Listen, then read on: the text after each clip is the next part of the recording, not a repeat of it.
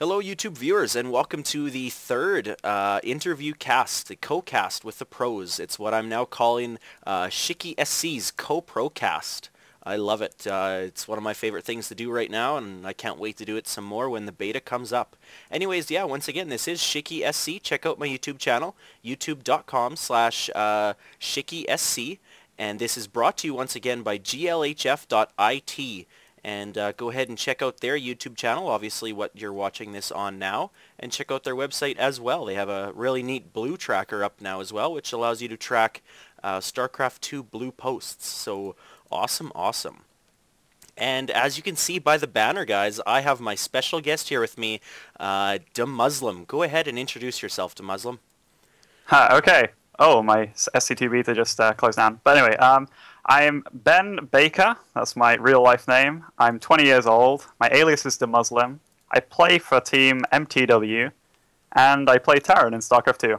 Awesome. And I think I'm correct in that you came from Warcraft 3, right? Right. What were you in Warcraft 3? I was a human player, so I stuck with the human theme through and through. Good theme. Actually, I like that. So, yeah, we'll go ahead and talk a little bit about the differences in Warcraft 3 and StarCraft 2 maybe a little bit later.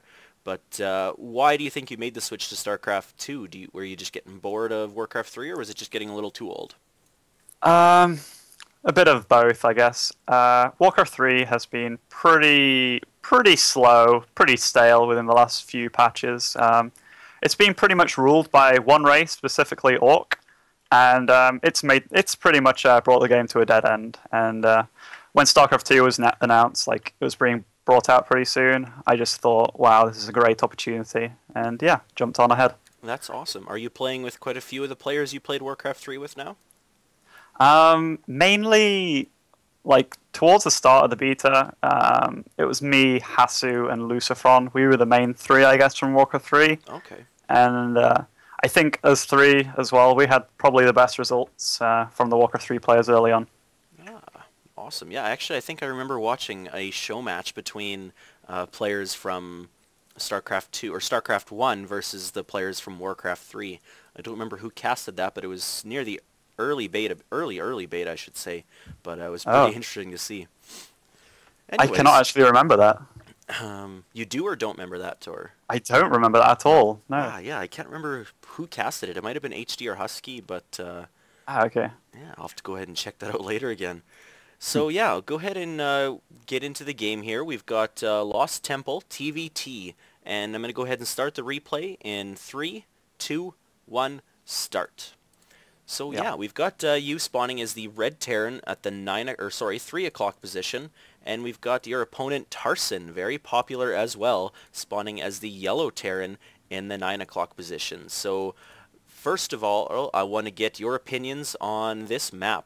Obviously, since you weren't a big StarCraft 1 player, what do you think of Lost Temple? Okay, Lost Temple for me. As there was a map called Lost Temple in Warcraft 3 too, it's pretty similar. Like, the four bases are in the same spots, the naturals are in the same spots, but overall I think it's a pretty good map. It's got everything you need. It's got the close expansions, one way into your base, no backdoors or anything, so that makes it pretty standard, pretty nice, comfortable for everyone. It's obviously got some things that can make it pretty strong for Terran. Those are the cliffs next to the naturals. Like, you can put tanks up there pretty early, or anything with a dropship, which makes it pretty hard for Protoss or Zerg to deal with early game. Apart from that, though, I'd say it's a pretty balanced map overall. Good, good. And of course, what do you think about the TVT matchup, especially this game with Tarson? TVT in general has probably been the hardest matchup for me to learn or to even begin to play. Early beta, which was when it was Marines, Marauders mainly, no tanks were involved, I was pretty good. I was using SCVs a lot in battles, and that pretty much gave me the edge in the early fights, which then decided the game. Right. And a lot of Terrans from StarCraft Brood War, they weren't into using SCVs at all, but the pathing is just so good in StarCraft 2 that not using SCVs seemed like a waste. I mean, sure, they gather minerals and stuff, but you have mules for that. So And also they had 60 health back then. I mean, they were just ridiculous tanks. So They were. but in general, tank positioning, that's been one thing I've had to kind of catch up on quickly, I guess. I'm still a bit behind on that, but that'll come with playing a lot.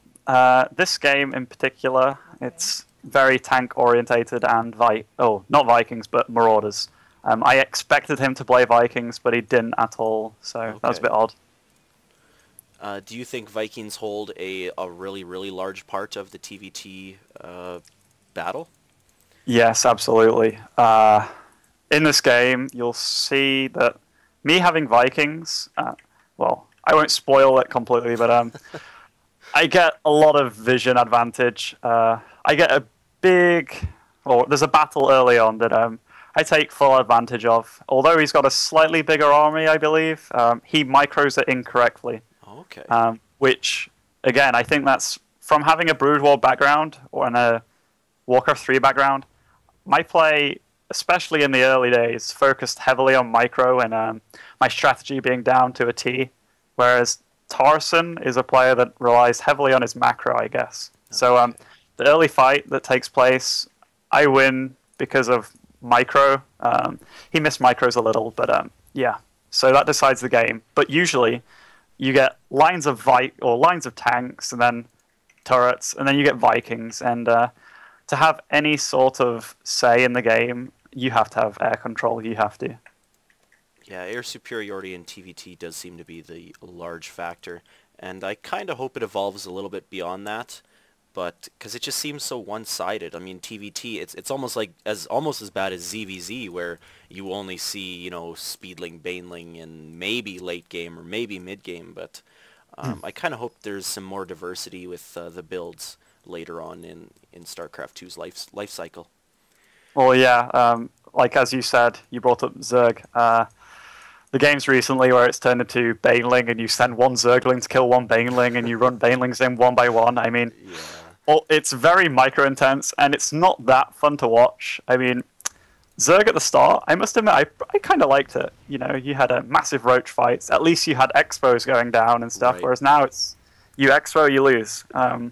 So here, I noticed Tarson was trying to get hold of this Naga tower. Yeah. And you can't get pinned in on LT. I mean, it's just such a flaw if you do. So I tried to bunker there, yeah. So he's got a larger army, so I can't really win that fight. So I just move back a bit in safety, and yeah. Okay, so Vikings are out on the field now. Obviously, it looks like both players are going to go towards the Marine tank Viking build. What do you think is the only counter to that, to have more Marines, more tanks, and more Vikings? Or do you think there's a specific unit or composition that can switch the battle into your favor? Well, this was very early beta, or not very early. It was like go to beta, or go for StarCraft 2 Beta Cup 6 or so. But so this is when this strategy first came into play, and this was like the safest build of them all. I mean, you're safe against air, you're safe against ground relatively, but there's a lot of stuff that can beat this build now. Like a Thor drop's pretty solid against this, or a 5 Marine